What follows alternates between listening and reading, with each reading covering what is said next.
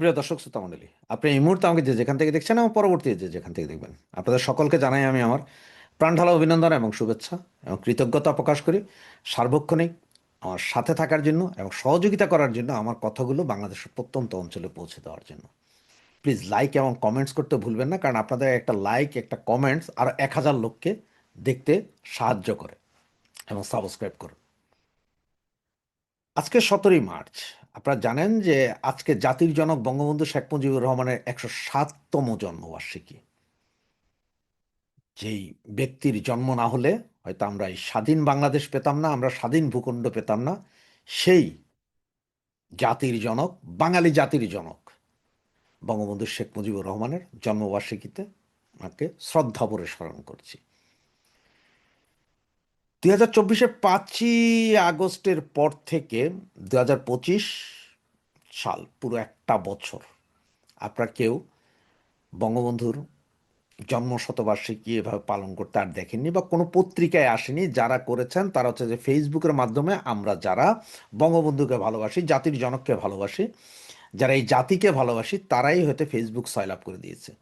কিন্তু গতকাল রাত থেকে এখন পর্যন্ত আপনি যদি খেয়াল করেন যে সমস্ত পত্রপত্রিকা, ফেসবুক তো আছেই, সমস্ত পত্রপত্রিকাগুলোতে জাতির জনকের 107তম জন্মবার্ষিকীর ছোট হোক বড় হোক একটা করে হলো নিউজ দিয়েছে।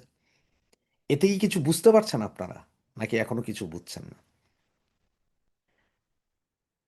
কেন হঠাৎ করে এই ঘটনা শুরু হলো এবং কি, এবং আমি ব্যানার এবং হেডলাইনে কি লিখেছি সেই বিষয়টাতে আপনাদের সাথে কথা বলবো। এতক্ষণ আপনারা হয়তো চিন্তা করছেন যে আমি হঠাৎ করে ব্যানার এবং হেডলাইনে কেন লিখলাম যে বিদেশে পলাতক নেতারাই চায় না আওয়ামী লীগ ফিরে আসুক। তো যে কথাই বলছিলাম যে আওয়ামী লীগ যে ফিরে আসছে, বা আওয়ামী লীগ ফিরে আসছে মানে কি, আওয়ামী লীগ বাংলাদেশে আছেই।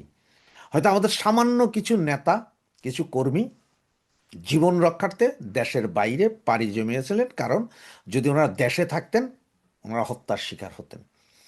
সেই জায়গায় ওনারা জীবন বাঁচিয়েছেন। আমাদের নেতা কর্মী সবাই হয়তো ঘর বাড়ি ছেড়ে একজন এক ডিস্ট্রিক্ট থেকে অন্য ডিস্ট্রিক্টে চলে গেছেন, কষ্টে আছেন। তৃণমূল কর্মীরা প্রচণ্ড কষ্টে আছেন।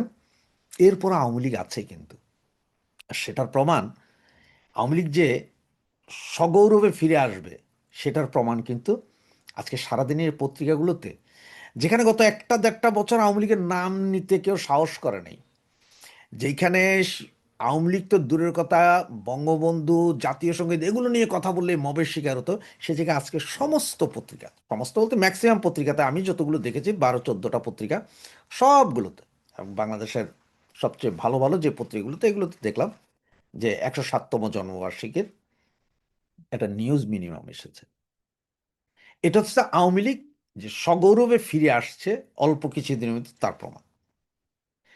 এখন বলি যে আওয়ামী লীগের কোন নেতারা আসলে চায় না আওয়ামী লীগ ফিরে আসুক। দেখুন, বাংলাদেশ থেকে যারা ভারতবর্ষে চলে গেছে, এই সমস্ত নেতারা বা হাজার খানিক কর্মীও আছে ওখানে যারা কষ্টে আছে কিন্তু ভারতে, ওনারা কিন্তু যে কোনো সময় ফিরে আসবে।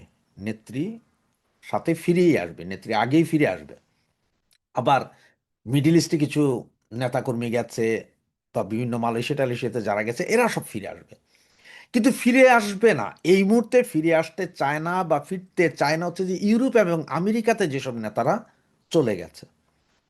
আপনার সোজা একটা কথা বলি ভাই, যে যারা বাংলাদেশ থেকে 5ই আগস্টের পরে ইউরোপ এবং আমেরিকাতে গেছে, এদের হয় কারো কারো ভিসা আগেই ছিল, এরা আগেই চলে আসছে, বা কেউ কেউ পরবর্তীতে ভিসা করে চলে আসছে, অথবা কেউ কেউ রেড পাসপোর্ট দিয়ে চলে আসছে। এখন ওনারা চায় না যে এই মুহূর্তে ওনারা দেশে গিয়ে আন্দোলন সংগ্রাম করে আওয়ামী লীগকে আবার ক্ষমতায় এনে এরপরে ওনারা মন্ত্রী মিনিস্টার হবে, এই গ্যারান্টি ওনাদের নাই। এবং ওনারা চিন্তা করছেন যে আগামী 5 বছরের ভেতরে আওয়ামী লীগ ক্ষমতায় আসবে কিনা, বা 10 বছরও আসবে কিনা। তো তার চেয়ে ভাই আওয়ামী লীগ এখন যেভাবে আছে সেভাবে থাক, আমরা ইউরোপ আমেরিকাতে আছি, আমরা একটু শান্তিতে থাকি, যখন সব গুছাইয়ে আসবে তখন আমরা যাই আবার নেতাগিরি করব। যেমন আমরা হাইব্রিড বলি বা সুবিধাভোগী বলি, সুবিধাভোগী গোষ্ঠী সবসময় ছিল, এখনও আছে, ভবিষ্যতেও থাকবে। এই সমস্ত নেতা, ইউরোপ আমেরিকাতে পালিয়ে থাকা এই সমস্ত নেতারা, আমি ওদেরও বলবো যে পালিয়ে আছে। ইউরোপ আমেরিকার বাইরে যারা আছে তারা পলাতক নাই, এগুলো পলাতক। ইউরোপ আমেরিকা যেগুলো বৈশা আছে এগুলো সব পলাতক। এরা বাংলাদেশে এই মুহূর্তে ফিরতে চাচ্ছেন না, কারণ তারা সকলে এজাইল করে রেখেছেন এখানে। সুতরাং তাদের এজাইলের কাগজপত্র দরকার, তাদের ফ্যামিলি এইখানে, বউ বাচ্চা এইখানে, গ্রামার স্কুলে পড়ে ভালো ভালো। এই জন্য তারা চায় না যে আওয়ামী লীগ খুব সহসা, খুব দ্রুত আওয়ামী লীগ ফিরে আসুক, কারণ ফিরে যদি আসে, তারা যদি আবার যায় নেতা হইতে গেলে তাদের এগুলো সব বাতিল হবে, পরবর্তীতে কোনো প্রবলেম হলে তারা আর আসতে পারবে না। এইটা হচ্ছে তাদের মাথার মূল টেনশন। বাকি বাংলাদেশে আমাদের যেসব নেতারা আছে এরা চাচ্ছে যে কোনো মুহূর্তে ঝাঁপায় পড়তে। ভারতবর্ষে যারা আছে তারা, মিডিল ইস্টে। সুতরাং আপনাদেরকে চিন্তা করতে হবে যে ওই সাইডটা নিয়ে, মানে এশিয়ার ভেতরে যারা আছে তারা আসবেই যে কোনো মুহূর্তে, যে কোনো দিন, যে কোনো মুহূর্তে আসবে। কিন্তু ইউরোপ আমেরিকাতে যারা আছে তারা যখন সব রেডি হয়ে যাবে তখন দেখবেন নেতা হতে। এটা আপনি একটা প্রমাণও দিতে পারি। আপনি একটা জিনিস দেখেন, এই যে বিএনপিতে খেয়াল করছেন, তারেক রহমান আসলো, হয় না যে এই 17 বছর বিএনপির যেই সব বড় বড় নেতাগুলা জেলে গেছে, আসছে, আন্দোলন করছে, সংগ্রাম করছে, ছোট হোক বড় হোক, যা করছে, ওদের কিন্তু এই মুহূর্তে পাত্তা নেই। যেন আপনি দেখেন ওই যে মির্জা আব্বাস কতবার জেলে গেছে, বের হয়েছে, ঠিক না? গয়েশ্বরচন্দ্র রায়, তারপরে রুমিনা ফারান তো শেষ পর্যন্ত বেরই হয়ে যাইতে হয়েছে। এছাড়াও আপনার এই আমানুল্লাহ আমান, এরা সব কিন্তু গত 17 বছর কিন্তু আসছে গেছে, জেলে আসছে গেছে। এই আর যারা কোনো কিছুর ধরাছোঁয়ার বাইরে ছিল, কিছু করে নাই, ওরা কিন্তু এসে কিন্তু আবার সেই মন্ত্রী, মিনিস্টার, এমপি হয়ে গেছে। খেয়াল করেন। জানেন যে কষা জাহিদের কথা মনে আছে, যে এখন তারেক রহমানের উপদেষ্টা, এই হারামজাদা কিন্তু 32 নম্বর ভাঙার পরে চরম উল্লাস প্রকাশ করেছিল, মনে আছে? ইউটিউবে, তার নিজস্ব ইউটিউবে। সে এখন উপদেষ্টা, এটাও সব বিএনপির থেকে। সেম আওয়ামী লীগের ভেতরও এইরকম সুবিধাভোগী কিছু আছে যেটার ব্যাপারে আপনার স্মরণ রাখতে হবে। সেই স্মরণটা রাখতে হলে আপনি এখন যদি টোটাল বিএনপির মন্ত্রিপরিষদ, এমপি, রাজনীতি টোটাল একটু চোখ দেন, এক বেশি দিন লাগবে না, আপনি 2-3টা দিন একটু ভালোভাবে দেখেন যে কারা মন্ত্রী, কারা এমপি, কারা কমিটিতে, কারা কি, কারা কোথায়, সব পাওয়া যাবেন। ঠিক এই ধরনের ব্যক্তিগুলো আওয়ামী লীগের আছে যারা এখন ইউরোপ আমেরিকাতে আছে।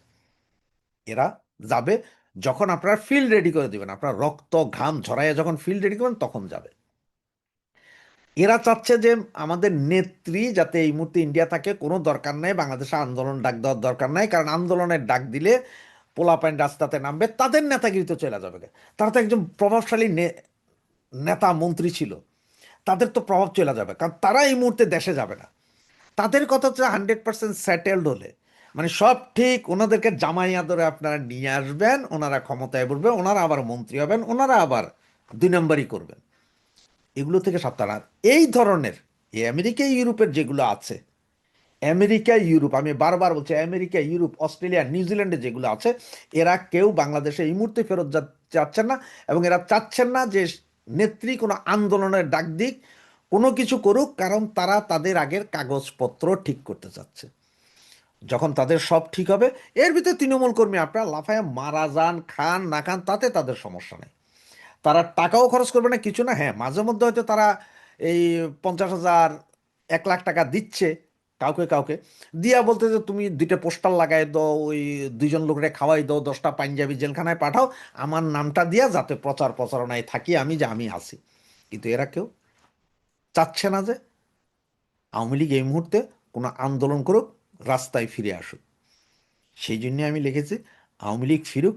এটা পলাতক অনেক নেতারাই চান না। পলাতক কোন নেতারা চান না ভালোভাবে বুঝছেন, ভারতবর্ষে যারা আছে তারা না, তাদের ভাই পৃথিবীর অন্য কোনো দেশে যাওয়ার রাস্তাও নাই। তারা ফাইট করে হলো বাংলাদেশে ঢুকেই তারা রাজনীতি করবে। এটা হচ্ছে মূল কথা। আর বাকি যারা আছে ইউরোপ আমেরিকাতে, বুঝা দেখেন, এত শান্তির জায়গা ছাইরা কেউ অশান্তি নিতে চায় না। তো জয় বাংলা, জয় বঙ্গবন্ধু।